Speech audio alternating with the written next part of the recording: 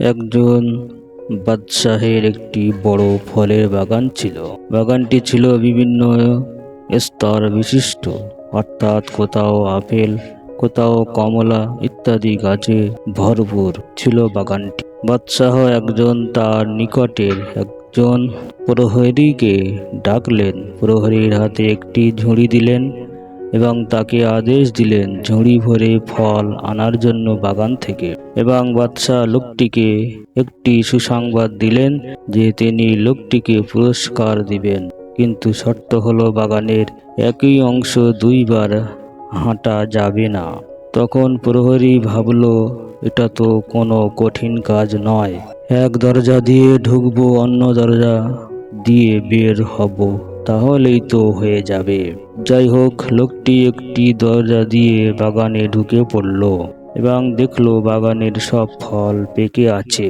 সে যেই অংশ প্রবেশ করলো সেখানে দেখতে পেল অনেক সুন্দর সুন্দর নানান জাতের ফল পড়ে আছে। কিন্তু প্রহরী ভাবলো অন্যদিকে গিয়ে দেখি আসি, হয়তো ভালো ফল পেতে পারি। এভাবে সে আরো ভালো ভালো ফল সন্ধান পেল। পরে তিনি সেখানে থেকে কিছু ফল সংগ্রহ করে নিলেন এবং তিনি পরে আবার ভাবলেন আবারও ভালো ফল সামনে পাবেন এবং সেখান থেকে নিবেন। সেখানে গিয়ে দেখলেন একই অবস্থা, বাগানের এই অংশে কোনো ফল নেই। এখন সে ভাবতে লাগলো, আমি যদি বাগানের প্রথম থেকেই ফল সংগ্রহ করে নিতাম তাহলে আমাকে খালি হাতে ফিরে যেতে হতো না। আমি এখন বাদশাহকে কি মুখ দেখাবো, লজ্জিত আমি। উক্ত ঘটনা বর্ণনার পর ইমাম গাজ্জালী রহমাতুল্লাহ আলাইহি বলেন, প্রিয় বন্ধুরা, বাগানের সেই প্রহরী হলো তুমি, আর বাদশাহ হলো মহান সৃষ্টিকর্তা আল্লাহ রাব্বুল আলামিন। উক্ত বাগানে আছে তোমার জীবনের নানা পাপ ও ফাঁদ। তোমাকে সেখান থেকে বেঁচে থেকে ভালো কাজগুলো সংগ্রহ করে বেঁচে থাকতে বলা হলো, কিন্তু তুমি প্রতিদিন ভাবো কাজ থেকে আমি ভালো করে কাজ শুরু করব, কিন্তু করো না। এরপর কাল থেকে করব, এরপর থেকে করব, এভাবে করে আর কতদিন করবে? প্রিয় বন্ধুরা, আজকের এই ইসলামিক কাহিনী থেকে শিক্ষা লাভ করো এবং আজ থেকে সৎ কাজ করতে শুরু করো। কালের অপেক্ষায় কেন আছো? কাল হয়তো তুমিও পেতে না পারো। তাই যখন সুযোগ মিলবে তখনই তোমার জীবন থেকে সুবিধাগুলো লুটে নিয়ে জীবন থেকে নেক কাজ দিয়ে ভরপুর করে তোলো।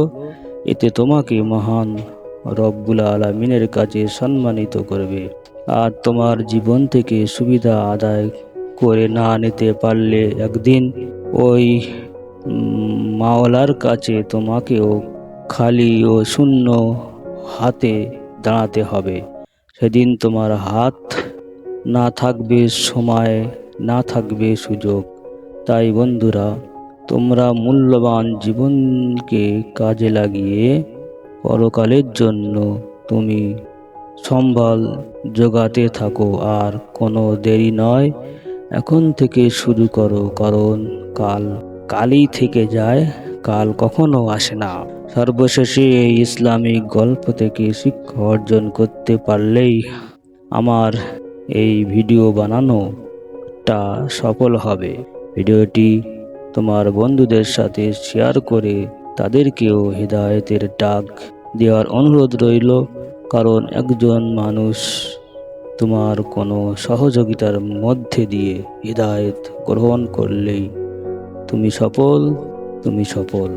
এই ভিডিওটি ভালো লাগলে সকলের কাছে শেয়ার করুন এবং লাইক, কমেন্ট, শেয়ার করতে এবং সাবস্ক্রাইব করতে ভুলবেন না। ধন্যবাদ।